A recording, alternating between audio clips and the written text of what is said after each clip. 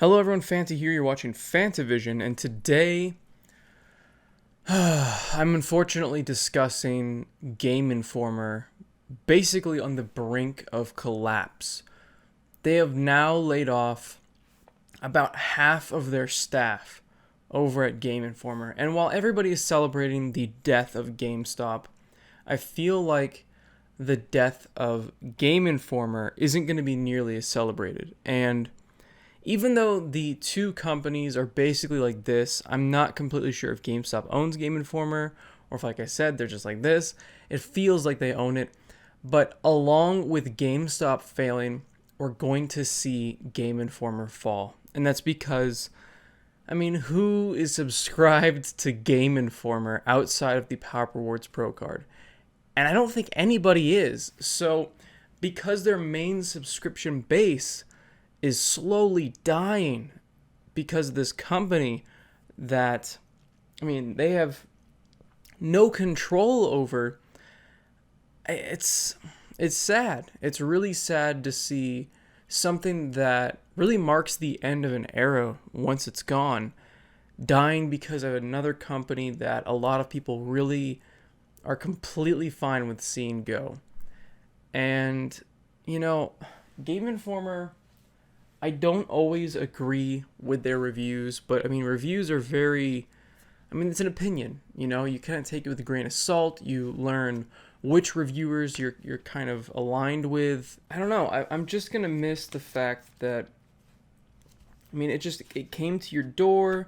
It was just another one of those things where it's kind of like Christmas every month. You get a new Game Informer. You get to see all the cool editorials, people writing in. You get to see, look at this, the history of heroes. It's got all these pictures from really old, like E3 looking stuff, where they're showing off Warcraft 3 and Diablo 2, and that's just crazy to me. I love all the different things that they can do with a magazine budget. And I understand that most of this, if not all of this, is online. But it's not the same to me. There's just something nostalgic about flipping through one of these while taking a crap. I'm not the only one here. I understand that's the joke right there. I had to get it out. Everybody makes that joke that this is the magazine they read when they're taking a dump. And you know what? That's fine. That's fine if that's what they're known as, because it feels nice to hold a magazine, and just holding a magazine even kind of brings me back. It's really nostalgic. Because I remember as a kid, I had probably, I think it was only two. I think I had Game Informer, and then there's this other one. I don't even remember the name of it. Maybe it was Tips and Tricks. I'm trying to remember the name of it. But there was another really good magazine that I had, and it was so awesome to have just these two different magazines coming in. And I even had Mad Magazine at the time. And it was just something new to read. It was entertaining. I love to read my Game Informer while watching G4 and X-Play with Adam Sessler and Morgan Webb. And, man, it sucks. It sucks that gaming television is gone. It's just been replaced by the internet, which is honestly fine. The internet has so many more creators out there, so many more hosts that are entertaining. It's sad to see Adam Sessler go, but it was going to happen. TV itself right now is kind of on its way out. YouTube is more popular than television. It's kind of crazy, honestly, but it's more popular. And just like how YouTube has killed television, so has Netflix, so has Hulu, and all these different streaming services, the internet has killed Game Informer. They can never be the breaking news. And that's what you need to be these days. The 24/7 news cycle, even with video games, you can't keep up if you're in print, because you're not going to be able to just update this on the fly. You're not going to be able to announce things as soon as you know them. You're not going to be able to do any of these things that get you more clicks, more views, more ad revenue. And that's why it was so cool that Game Informer was allowed to stay alive because of GameStop. So even if you hate GameStop, you have to give them credit that they kept this alive. They kept the magazines alive. And you know what? They did make that big push to digital, and some stores were immoral and just switched people to digital without them knowing. But the vast majority of the time, they gave you the choice. And the fact that GameStop still gave us the choice and kept Game Informer magazine alive and not just the website and the digital version, that was huge to me. That's huge. And I feel like they deserve a little bit more credit for that, because they would have made a lot more money. And I feel like they'd lose a lot less money if they stopped printing this. Because, I mean, look at the colors, look at everything. I mean, you do anything like this, it's going to be expensive. I mean, just look at it. This is I was going to say high quality stuff, but it's all bent because it was shoved in a mailbox. It really is a high quality magazine, and it's the world's #1 video game magazine because of that built-in subscription base through GameStop. And it's going to, I keep hitting the mic with the magazine. I'm really sorry. It's going to be sad to see Game Informer go, because even though they're saying that, oh, don't worry, we're still going to stay alive, Game Informer's not going anywhere, it's hard to think that they're going to be sticking around if they just lost half their staff. I mean, it must be a huge ordeal to put this thing together every month. And to have half of your staff let go,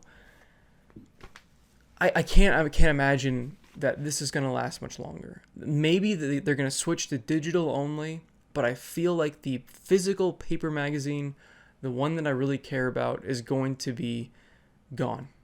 And I feel like it'll be gone this year. I don't think it's going to make it throughout the entire year.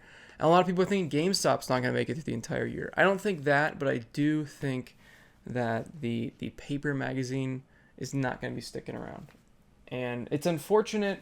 I saw it coming. I feel like most people did, that print media is just dead. It's just completely gone. Even newspapers have kind of switched over to the digital format, and they're trying to get people to subscribe to their website.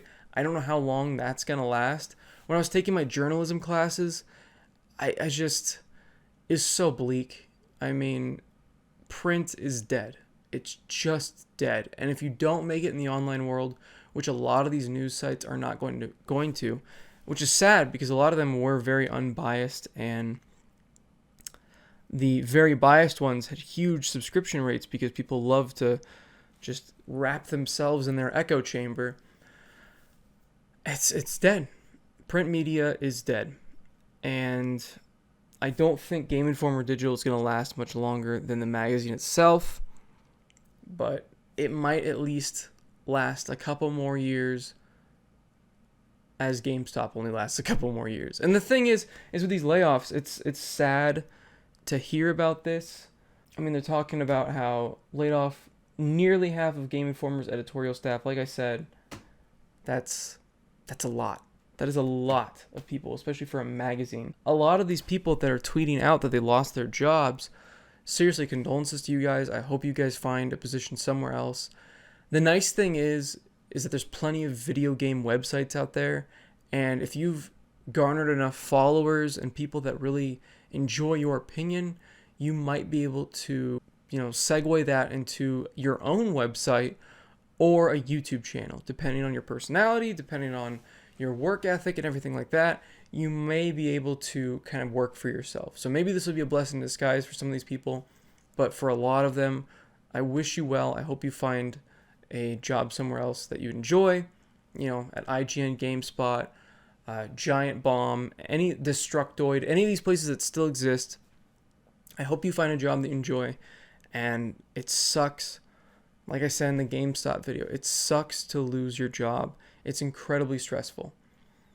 And even though I've never technically been laid off because I had the option to go to a different store, it's still a lot more stressful to not have a job than it is to have a crappy one.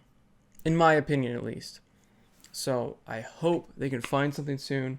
And what was messed up is that a lot of these people were not expecting this at all. It was just a complete random, which is just awful, because you got to know that the higher-ups know that this is coming. So why would you not alert your staff so they can kind of be prepared for this?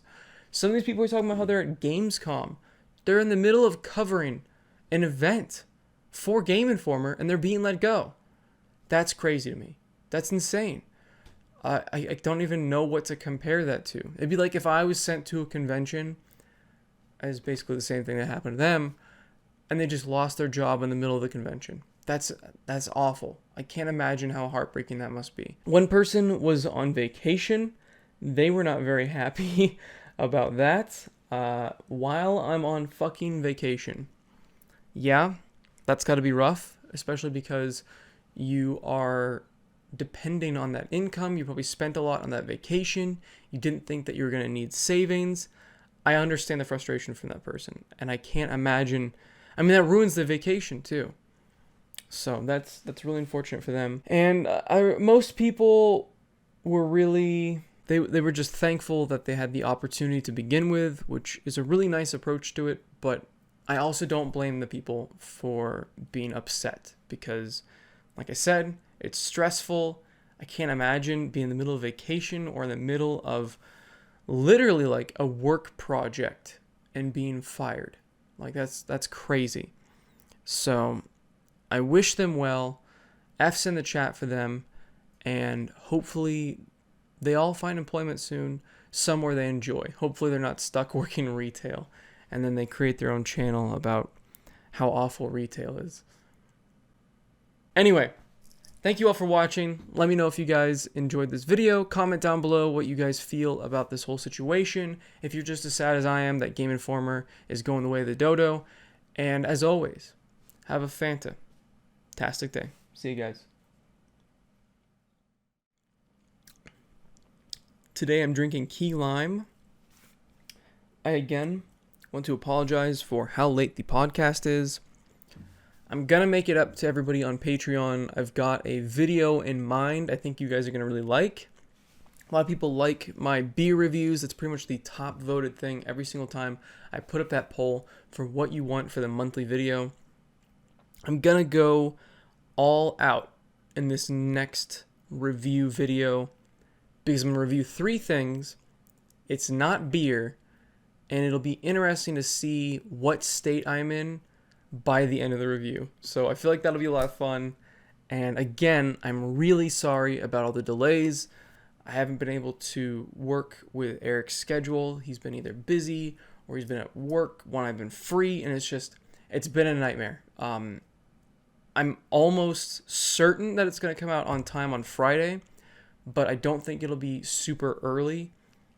I think it'll be up, just right on time on Friday, unfortunately. So really sorry about that. It's normally early, and I'll work to continue my promise of delivering the podcast on Mondays for all my Patreon people.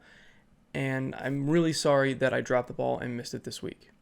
Thank you for your patience. And like I said, have a fantastic day.